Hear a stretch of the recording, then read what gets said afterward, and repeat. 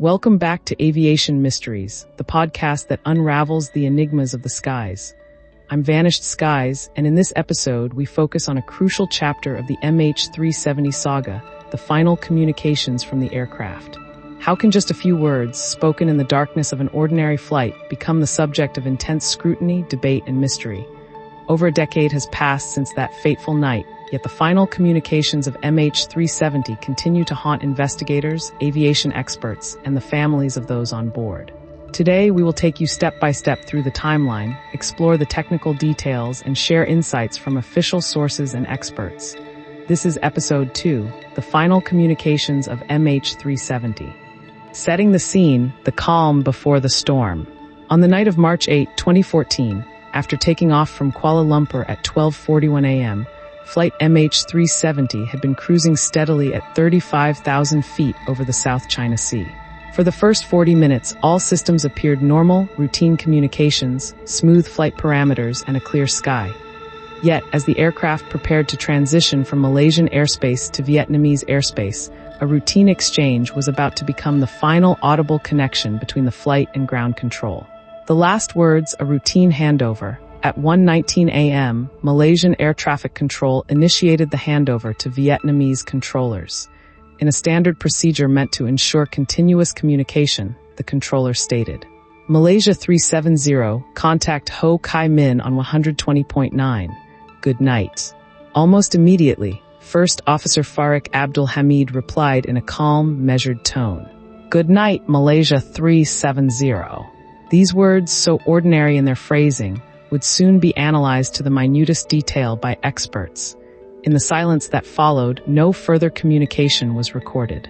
Within just 2 minutes, at 1:21 a.m., the aircraft's transponder was manually switched off, and flight MH370 vanished from the radar screens of civilian controllers. Breaking down the final communications. The final radio exchange has been the subject of intense scrutiny. Aviation experts, forensic analysts, and investigators have asked, were these words simply a routine exchange, or did they carry hidden meanings or signals of distress, routine or unusual? On the surface, the farewell appears benign, a standard sign-off that pilots use during handover procedures. However, the fact that no follow-up communication was made and that the transponder was deliberately turned off has raised critical questions. Why would a flight crew intentionally disable the transponder in a non-emergency situation? Could there have been an internal decision to sever communication to conceal a planned deviation? Or was this an automated response to an unforeseen catastrophic event? Technical analysis of the communications. In the years following MH370's disappearance, various technical analyses have been conducted, transponder and ACARS data. The aircraft's transponder is designed to relay vital information such as position, altitude, and speed to ground-based air traffic controllers.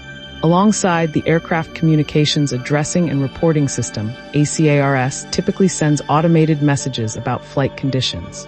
In the case of MH370, after the 1:19 a.m. transmission, not only was the transponder switched off manually, but ACARS communications also ceased.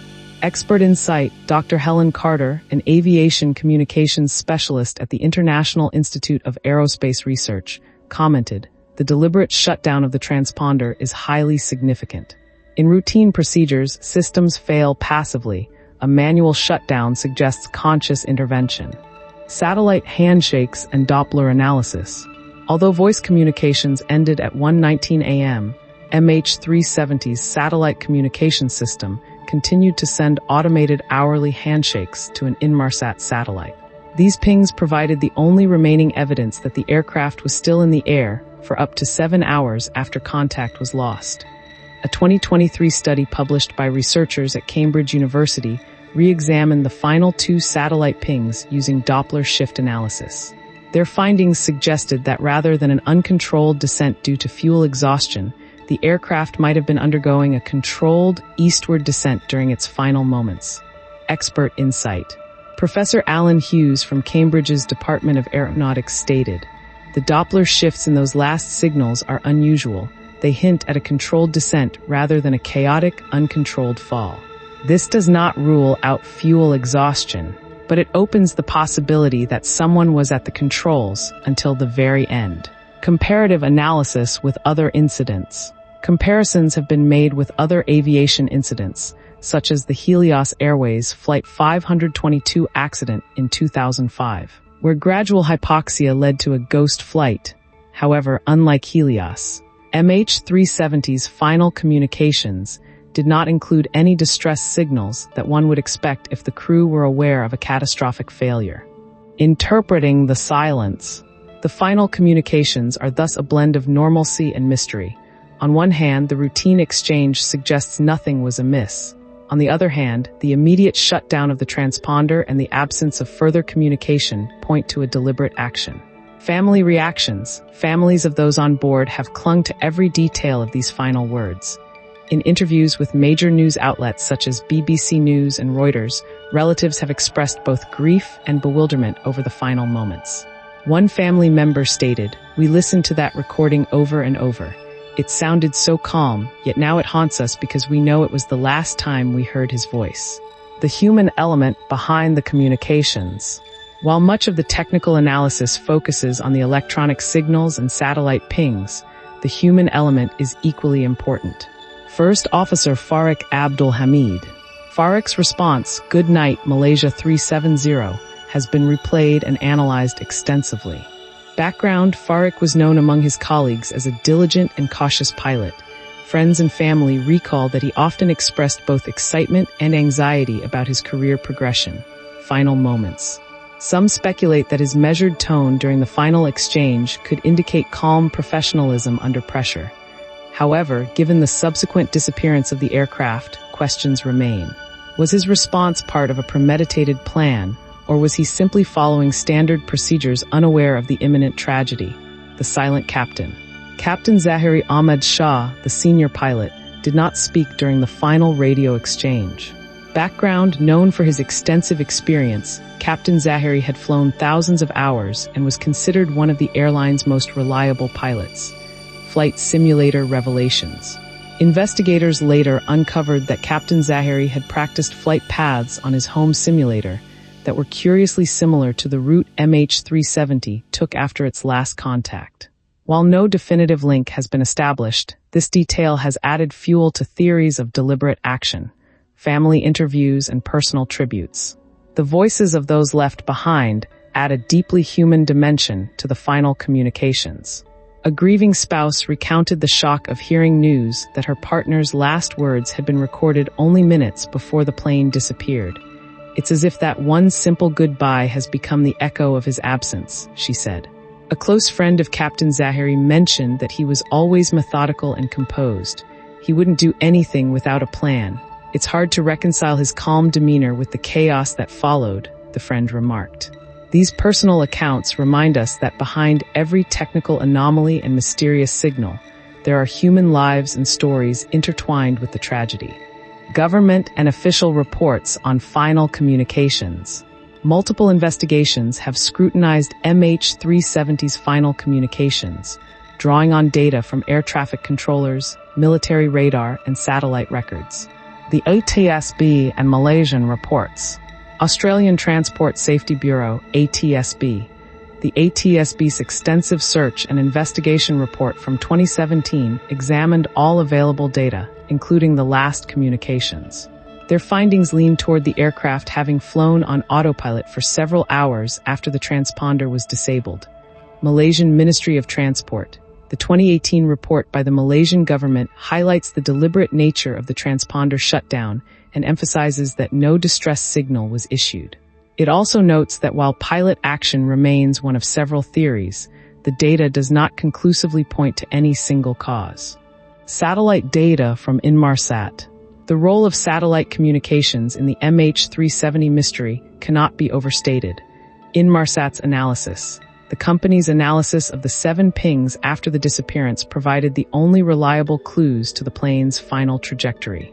The data suggested that MH370 veered off its planned course and flew into the southern Indian Ocean. These official sources form the backbone of our understanding of the final communications, even as debates and uncertainties continue. Alternative perspectives and theories. While official reports provide a factual framework, alternative theories have proliferated in the absence of definitive answers. The hypoxia theory. Some experts argue that a gradual loss of cabin pressure could have rendered the crew and passengers unconscious. Under this scenario, MH370 would have continued to fly on autopilot until it exhausted its fuel. Supporting evidence. The aircraft's smooth flight path after the loss of communication is cited as evidence that it was not in a state of panic or severe mechanical distress. Counter-arguments, critics note that in cases of hypoxia, pilots typically attempt emergency procedures. The deliberate shutdown of the transponder is harder to explain in such a scenario. Pilot involvement. Another theory centers on deliberate action by someone in the cockpit, either as a form of suicide or as part of a more nefarious plan. Flight simulator data. Investigators discovered flight simulator data in Captain Zahari's home that showed routes leading to the southern Indian Ocean. Although this data has not conclusively proven pilot involvement, it has raised unsettling questions.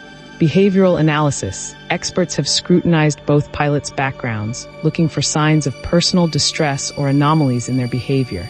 While nothing definitive has emerged, the theory remains a persistent element of the overall mystery.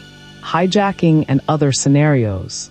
Early on, there was speculation about hijacking or terrorist involvement. However, extensive investigations by agencies such as Interpol and the FBI found no credible evidence linking any passenger or crew member to such activities. Official stance: no group has ever claimed responsibility for MH370, and the lack of any communication or demands from hijackers has led most experts to discount this theory. Public perception. Nevertheless, the idea of hijacking continues to be a popular subject among conspiracy theorists and in media portrayals of the incident. Revisiting the silence, the emotional impact. Beyond the technical and procedural analysis, the final communications of MH370 have left a profound emotional impact on those left behind. For family members, the simple, unadorned goodbye, good night, Malaysia 370 has become an enduring symbol of loss. Relatives remember it as the last vestige of hope before the full reality of the tragedy set in. For aviation professionals, the incident has spurred debates within the aviation community regarding safety protocols, the need for real-time tracking, and the importance of preserving communication data in emergencies. Interviews with family members, published by BBC News and Reuters, capture the raw emotion and confusion that followed the final communications. These accounts serve as a reminder that behind every technical detail is a human story marked by love, loss, and enduring mystery. Looking forward, the ongoing quest for answers.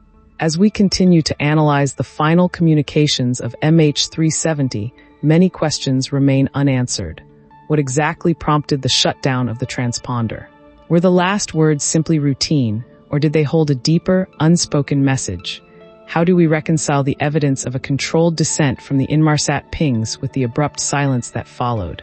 The answers to these questions are critical not only for understanding MH370's fate, but also for improving aviation safety.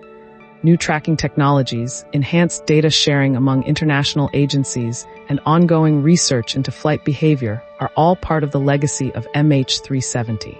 Conclusion: a message that echoes through time. The final communications of Malaysia Airlines flight MH370 remain a haunting puzzle, a mixture of routine professionalism and deliberate silence that has confounded experts for over a decade. While official investigations and independent research continue to shed light on this tragedy, the unanswered questions linger in the hearts of those who lost loved ones and in the minds of all who seek the truth. In our next episode, we will dive even deeper into the aftermath of those final moments, exploring the massive international search effort and the technological breakthroughs that arose in response to this unprecedented mystery. Thank you for joining me on this journey into one of aviation's most enduring enigmas. I'm Vanished Skies, and this has been Aviation Mysteries. Please subscribe, share your thoughts, and join us next time as we continue our relentless pursuit of answers.